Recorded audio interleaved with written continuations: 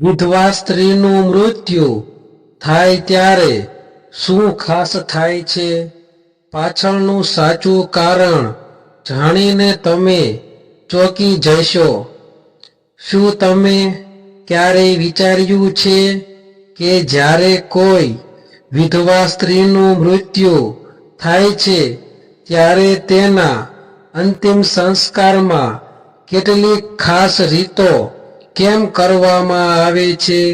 સામાન્ય રીતે લોકો માત્ર અંતિમ વિધિ જોઈને પાછા ફરી જાય છે, પરંતુ ઘણા લોકો જાણતા નથી કે આ પ્રસંગે કેટલાક વિશેષ નિયમો અને પરંપરાઓનું પાલન કરવામાં આવે છે.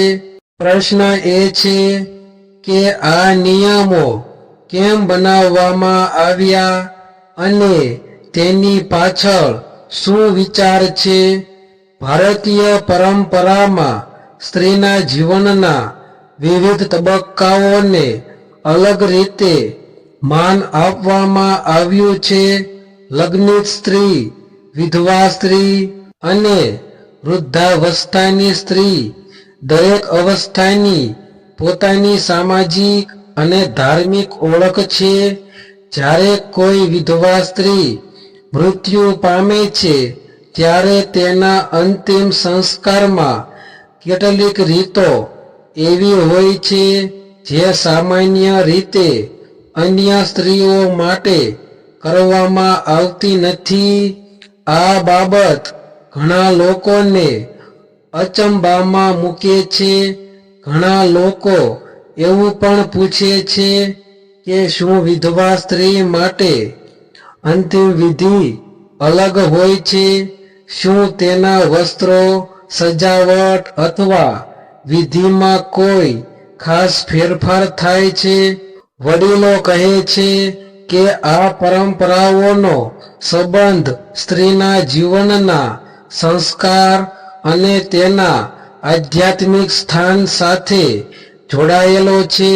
તેથી જ અંતિમ વિધિ વખતે કેટલીક બાબતોનું ખાસ ધ્યાન રાખવામાં આવે છે. આ પરંપરાઓ માત્ર એક સામાજિક નિયમ નથી, પરંતુ પેઢીઓથી ચાલતી આવતી માન્યતાઓનો ભાગ છે. ગામડાઓમાં આજે પણ આ નિયમો ખૂબ જ ધ્યાનથી અનુસરવામાં આવે છે, જ્યારે શહેરોમાં ઘણા લોકોને તેના વિશે પૂરતી માહિતી નથી. પરિણામે ઘણા પ્રશ્નો ઊભા થાય છે અને લોકો વિચારવા લાગે છે કે આ બધું કેમ કરવામાં આવે છે.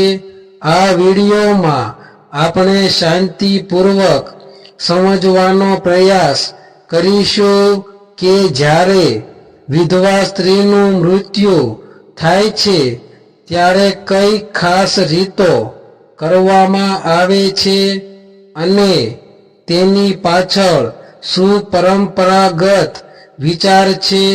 ઘણી એવી બાબતો છે જે સામાન્ય રીતે ખુલ્લેઆમ ચર્ચામાં આવતી નથી, પરંતુ જાણશો તો તમને સમજાશે કે આ પરંપરાઓ પાછળ પણ એક અલગ દ્રષ્ટિકોણ છુપાયેલો છે. ભારતીય સંસ્કૃતિમાં મૃત્યુ પછીની વિધિઓને ખૂબ જ મહત્વ આપવામાં આવે છે. અંતિમ સંસ્કાર માત્ર શરીરને અગ્નિ અર્પણ કરવાની પ્રક્રિયા નથી, પરંતુ આત્માની યાત્રાને શાંતિપૂર્વક આગળ વધારવાની એક ધાર્મિક વિધિ માનવામાં આવે છે. તેથી જ દરેક વ્યક્તિના જીવનના સંસ્કાર અનુસાર કેટલીક રીતો અલગ અલગ રીતે કરવામાં આવે છે. સ્ત્રીના જીવનમાં લગ્નને એક મહત્વપૂર્ણ સંસ્કાર માનવામાં આવે છે.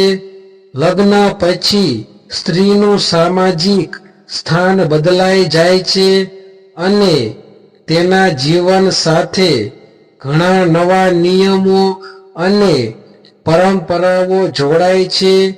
પરંતુ જ્યારે સ્ત્રી વિધવા બને છે ત્યારે તેની જીવન પદ્ધતિમાં પણ કેટલાક ફેરફાર આવે છે. આ કારણસર સમાજમાં વિધવા સ્ત્રીને લગતી કેટલીક અલગ પરંપરાઓ વિકસિત થઈ છે.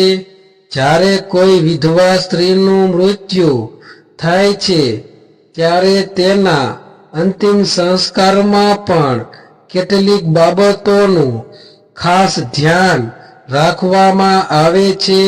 સામાન્ય રીતે લગ્નિત સ્ત્રીના અંતિમ સંસ્કારમાં જે શણગાર અથવા પ્રતીકો જોવા મળે છે તે વિધવા સ્ત્રી માટે કરવામાં આવતા નથી, કારણ કે વિધવા સ્ત્રીનું જીવન અને તેની ઓળખ અલગ રીતે જોવામાં આવે છે.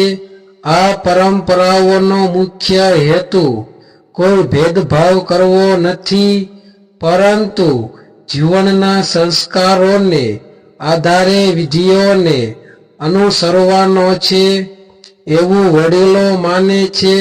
ઘણા લોકો માટે આ બાબત અજાણી હોય છે, તેથી જ્યારે આવી ઘટના થાય છે ત્યારે લોકો આશ્ચર્ય અનુભવે છે. આ વિડીયોમાં આપણે સમજવાનો પ્રયાસ કરીશું કે જ્યારે વિધવા સ્ત્રીનું મૃત્યુ થાય છે ત્યારે કઈ ખાસ રીતો કરવામાં આવે છે અને આ પરંપરાઓ પાછળનો સામાજિક તથા ધાર્મિક વિચાર શું છે. જ્યારે વિધવા સ્ત્રીનું મૃત્યુ થાય છે ત્યારે તેના અંતિમ સંસ્કારમાં કેટલીક રીતો ખાસ રીતે કરવામાં આવે છે. ભારતીય પરંપરામાં વિધવા સ્ત્રીને લગ્નિત સ્ત્રીથી અલગ રીતે જોવામાં આવે છે, તેથી અંતિમ વિધિમાં પણ કેટલાક ફેરફાર જોવા મળે છે. આ ફેરફારોનો સંબંધ તેના જીવનના સંસ્કાર અને સામાજિક ઓળખ સાથે જોડાયેલો છે. સામાન્ય રીતે લગ્નિત સ્ત્રીના અંતિમ સંસ્કારમાં તેને 16 શણગારથી સજાવવામાં આવતી નથી, પરંતુ કેટલાક પ્રદેશોમાં સુહાગના પ્રતીકો જેમ કે ચૂડા, બિંદી, સિંદૂર વગેરેનો પ્રતીકાત્મક ઉલ્લેખ જોવા મળે છે. પરંતુ વિધવા સ્ત્રીના અંતિમ સંસ્કારમાં આ પ્રતીકોનો ઉપયોગ કરવામાં આવતો નથી, કારણ કે તેના જીવનમાં સુહાગનો સંસ્કાર પહેલેથી સમાપ્ત થયેલો માનવામાં આવે છે. વિધવા સ્ત્રીને સામાન્ય રીતે સાદા અને સ્વચ્છ વસ્ત્રોમાં અંતિમ વિધિ માટે તૈયાર કરવામાં આવે છે. ઘણા સ્થળોએ તેને સફેદ અથવા સરળ કપડામાં રાખવામાં આવે છે, જે સાદગી અને વૈરાગ્યનું પ્રતીક માનવામાં આવે છે. આ રીતનો હેતુ એ દર્શાવવાનો હોય છે કે જીવનના બંધનો હવે પૂર્ણ થઈ ગયા છે અને આત્મા પોતાની નવી યાત્રા માટે મુક્ત થઈ રહી છે. અંતિમ સંસ્કારની બાકી વિધિઓ જેમ કે અગ્નિદાહ, પ્રાર્થના અને પિંડદાન સામાન્ય રીતે પરિવારના સભ્યો દ્વારા જ કરવામાં આવે છે. આ વિધિઓનો મુખ્ય હેતુ આત્માની શાંતિ અને પરિવારના મનને સંતુલન આપવાનો છે. આ રીતે જોવામાં આવે તો વિધવા સ્ત્રીના અંતિમ સંસ્કારમાં કરવામાં આવતી આ ખાસ રીતો કોઈ ભેદભાવ માટે નથી, પરંતુ જીવનના વિવિધ સંસ્કારોને ધ્યાનમાં રાખીને વિકસેલી પરંપરાઓનો એક ભાગ છે. ભારતીય સંસ્કૃતિમાં દરેક વિધિ અને પરંપરાની પાછળ કોઈને કોઈ અર્થ રહેલો હોય છે. વિધવા સ્ત્રીના અંતિમ સંસ્કાર દરમિયાન કરવામાં આવતી ખાસ રીતો પણ એ જ સંસ્કૃતિ અને માન્યતાઓમાંથી જન્મેલી છે. આ પરંપરાઓનો હેતુ કોઈ વ્યક્તિને ઓછું કે વધારે માન આપવાનો નથી, પરંતુ જીવનના સંસ્કારો અને સ્થિતિને ધ્યાનમાં રાખીને વિધિઓને અનુસરવાનો છે. જ્યારે આપણે આવા વિષયો વિશે સાંભળીએ છીએ ત્યારે ઘણીવાર પ્રશ્ન થાય છે કે આ બધું કેમ કરવામાં આવે છે, પરંતુ જ્યારે આપણે શાંતિથી તેની પાછળનો સામાજિક અને ધાર્મિક વિચાર સમજવાનો પ્રયાસ કરીએ ત્યારે સમજાય છે કે દરેક પરંપરાની પાછળ એક વિશેષ દ્રષ્ટિ હોય છે.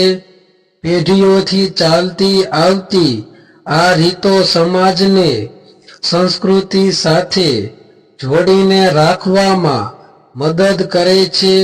આજના સમયમાં ઘણી પરંપરાઓને સમજ્યા વગર અંધશ્રદ્ધા કહીને નકારી દેવામાં આવે છે, પરંતુ સાચું જ્ઞાન ત્યારે મળે છે જ્યારે આપણે તેના મૂળ અર્થને સમજવાનો પ્રયત્ન કરીએ.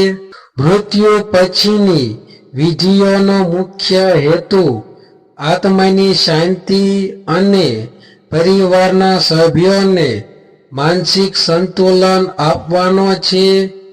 જો તમને આવી ધાર્મિક સંસ્કૃતિ સાથે જોડાયેલી અને જીવનને સમજાવતી માહિતી ગમે છે તો આ વિડીયોને લાઈક કરવાનું ભૂલશો નહીં અને તમારા પરિવાર તથા મિત્રો સાથે શેર જરૂર કરશો.